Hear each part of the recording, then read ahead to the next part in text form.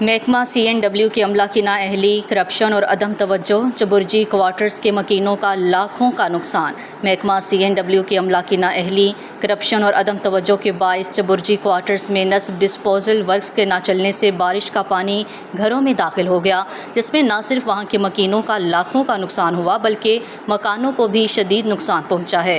جب عملہ disposal works سے نکاسی آب کا کہا تو عملہ کبھی ڈیزل کا بہانہ کرتا نظر آیا اور کبھی جنریٹر کی بیٹری کا۔ لاہور میں 44 سالہ بارشوں کا ریکارڈ ایک بار پھر ٹوٹ گیا۔ گزشتہ دنوں میں ہونے والی بارش 315 ملی میٹر تاج پورہ میں ریکارڈ کی گئی تھی۔ آج ہونے والی موسلا دھار بارش نے تمام ریکارڈ توڑ دیے۔ ایئرپورٹ پر 337 ملی میٹر بارش ریکارڈ کر لی گئی۔ اس مونسون سیزن کی یہ دوسری بڑی بارش ہے جس میں 300 ملی میٹر سے زائد بارش ریکارڈ کی گئی ہے۔